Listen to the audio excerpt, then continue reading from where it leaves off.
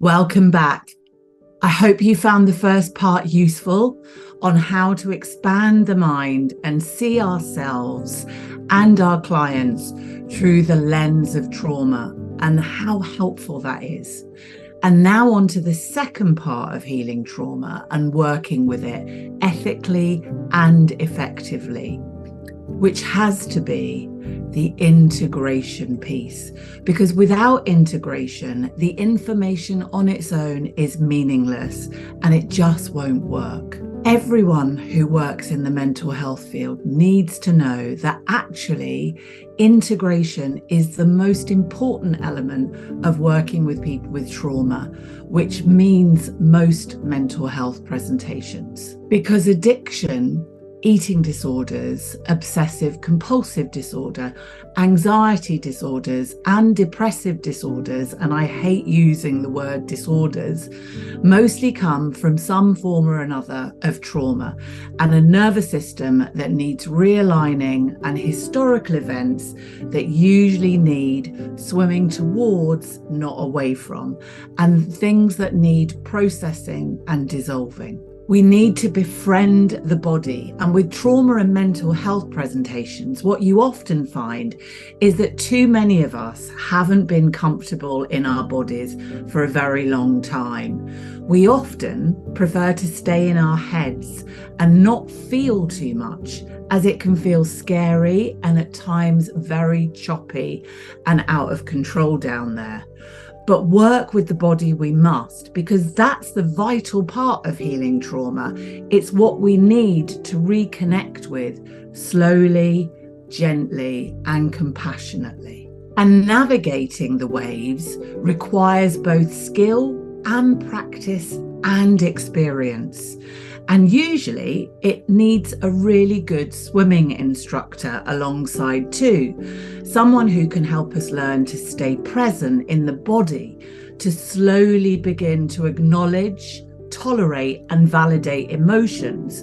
And when we have our sea legs and have built the capacity to keep afloat, then to identify past wounds and limiting beliefs and help to heal them. With knowledge about the nervous system and the right psychoeducation, people begin to master the craft of creating new somatic and body tolerance as they learn to leave behind old survival strategies that no longer serve them.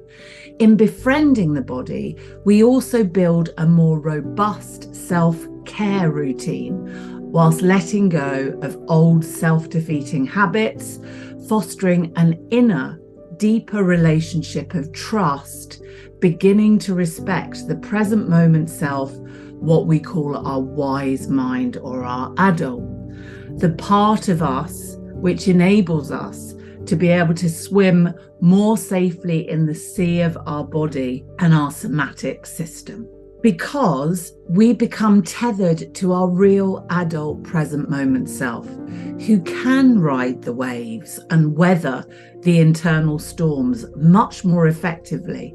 And as we do so, the narrative and the old patterning and the old beliefs start to change. Of course, all of the above needs courage, compassion, and the support of another, either a practitioner or a person who's really used to swimming in the deeper seas and able to ride their own waves and their own emotions as well. Because as health professionals, we also need to be aware and mindful of our own trauma. And if we are not aware of our own trauma, often we can't see it in others either. As therapists, clinicians and coaches, if we've experienced disruptions in our childhood or adolescence and haven't taken the second somatic step, then our interventions may only touch the edges and will probably not be sufficient to help our clients get into their own bodies where the trauma lies and use a body bottom-up approach. But to do that, we need to be able to swim safely in our own sea, and tolerate and be with our own feelings and sensations before we can aid others to swim more comfortably in theirs. Essentially, working with a coach, therapist, or health practitioner who knows they need to work at helping you befriend the body and work on a deep enough level to get to the root cause is essential. And if you don't work like that already, then you need to. Because much of the population is struggling with unrecognized, untreated, undiagnosed trauma, which needs somatically aware swimming instructors to help people get back into the boat and ride their own internal waves without blocking them, without disconnecting, and without dissociating. I'm sure, like many of you, I got drawn into this work to help other people, and I wanted to do it well. Us professionals do really want to assist others to heal and not cause harm, but we also need to heal the healer too.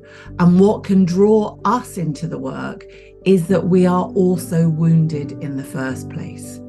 So we often need to help ourselves in the meantime. I thought I had healed myself and worked through all of my own trauma until I was diagnosed with ovarian cancer.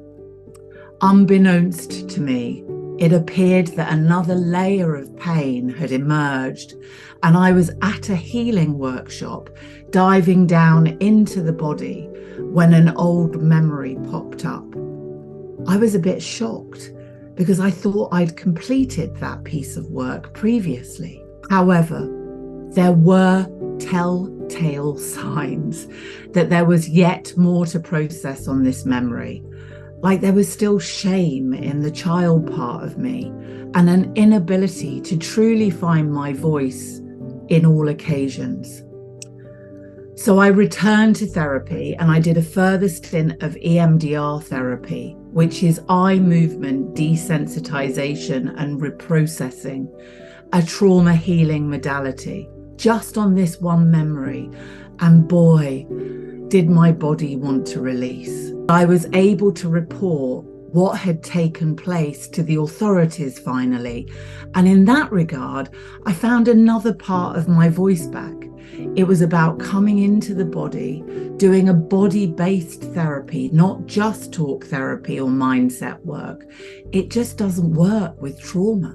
We have to be working with the disconnection and dissociation from the body. We have to come into the vessel and begin to manage, access, and release our emotions by attuning to our system and befriending our bodies and younger parts. We all have younger parts that need welcoming, that need love, attention, safety, security, and understanding. This second step in the recovery process is essential, and it's almost like a delayering process that has to happen in treatment. But finally, I believe that none of this information and integration stage can be completed effectively and holistically without the third and final part of the process being in place. The third crucial element is key. And as most of us know, absolutely nothing is achieved and surmounted without some form of fire in the belly and the will to do the work.